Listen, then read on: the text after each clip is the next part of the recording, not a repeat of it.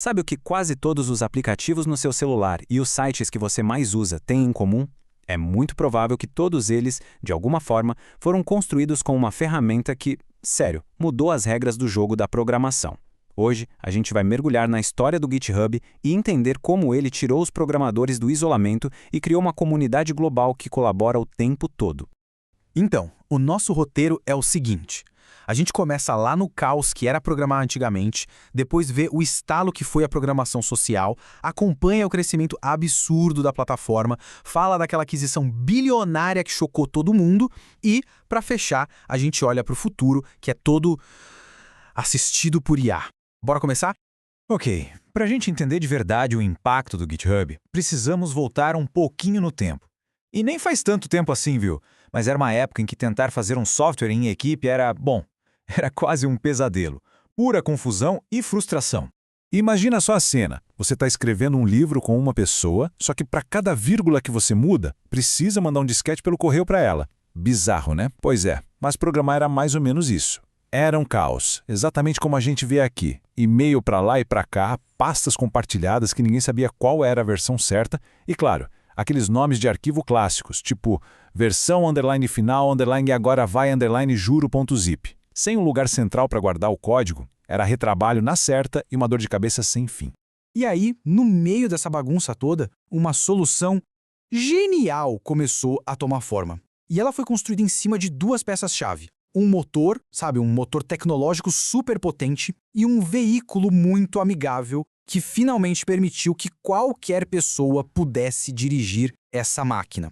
Essa primeira peça, o motor, se chamava Git, e quem criou foi ninguém menos que Linus Torvalds, o mesmo cara por trás do Linux. O Git, tecnicamente, era uma maravilha para controlar as versões do código. Só que tinha um problema. Era poderoso, mas era complicado pra caramba. Para a maioria das pessoas, era tipo abrir o capô de um carro de Fórmula 1. Você vê que é incrível, mas não faz a menor ideia nem por onde começar. E é aqui que vem o pulo do gato do GitHub. A genialidade deles não foi criar um motor, foi criar o carro inteiro em volta desse motor. Pensa assim, se o Git era aquele motor V8 super complexo, o GitHub foi o volante, os pedais, o painel, foi a interface bonita e fácil de usar que finalmente deixou todo mundo dirigir essa máquina, e não só os mecânicos super especializados.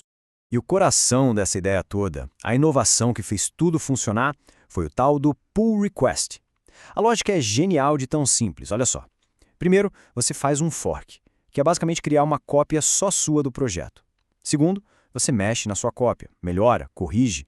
E terceiro, com um clique, você manda um pull request. É tipo um pedido formal. Ei, dono do projeto, olha as melhorias que eu fiz. Quer colocar no projeto original? Cara, esse processo transformou a bagunça da colaboração em algo super organizado e transparente. Foi isso que mudou tudo. Pronto. Com essa fórmula mágica em mãos, o foguete do GitHub estava abastecido e pronto para decolar. E o que veio depois foi surreal.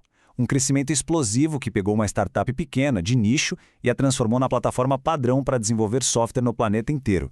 Dá uma olhada nessa linha do tempo. O GitHub foi lançado em 2008. 4 aninhos depois, já levantava uma grana pesada, 100 milhões de dólares. Chega 2015 e, bum, 10 milhões de usuários. Pula para 2017 e já são mais de 67 milhões de projetos hospedados lá. O crescimento não foi só rápido, foi exponencial. O mundo da tecnologia estava literalmente sendo reconstruído em cima da plataforma.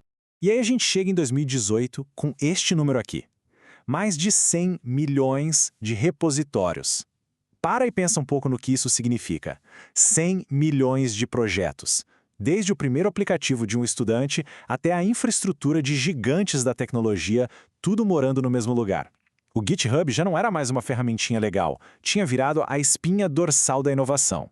E claro, quando algo se torna tão essencial assim, os gigantes da tecnologia começam a prestar atenção. Muita atenção. E foi em 2018 que um desses gigantes fez uma jogada que, nossa, pegou todo mundo de surpresa e abriu um capítulo completamente novo na história do GitHub. Quem comprou? A Microsoft. Na época, essa notícia deu um frio na espinha de muita gente na comunidade open source, que historicamente via a Microsoft como, bem, como a vilã da história. Mas a visão do CEO, Satya Nadella, era outra, como ele mesmo disse. A ideia não era controlar o código, era investir na comunidade. A Microsoft sacou que o ativo mais valioso do GitHub não eram os arquivos, eram as milhões de mentes colaborando ali. E o valor dessa comunidade toda? Bom, 7,5 bilhões de dólares. Esse número aqui não é só o preço de uma empresa, é uma declaração de poder. Foi um momento em que ficou claro para todo mundo que software de código aberto, colaborativo, não era mais um hobby, mas sim um dos pilares da economia global. Mas claro, a história não acaba com a venda. Muito pelo contrário. Com toda a grana e os recursos da Microsoft, o GitHub começou a mirar no próximo grande passo. E esse futuro tem nome e sobrenome: inteligência artificial. A plataforma estava pronta para evoluir de novo. E é este o capítulo que a gente está vivendo agora. O GitHub está deixando de ser só um lugar para guardar código para se tornar um parceiro ativo na hora de programar. Temos ferramentas como o Copilot, que é tipo um copiloto de IA que fica do seu lado, sugerindo e até escrevendo pedaços de código. É uma loucura. A plataforma não está mais só guardando o que foi feito. Ela está ativamente ajudando a fazer, junto com outras inovações super importantes em segurança e desenvolvimento na nuvem. Isso tudo nos joga na grande questão para o futuro. A primeira revolução do GitHub foi sobre fazer as pessoas colaborarem melhor entre si. A próxima, pelo visto, é sobre fazer as pessoas colaborarem com as máquinas. Aquela jornada que começou só para arrumar a bagunça de arquivos, agora está nos levando direto para a fronteira da criação com inteligência artificial. E aí fica a pergunta, né? Se a própria IA começa a escrever código, o que vai significar programação social daqui para frente? É algo para a gente pensar.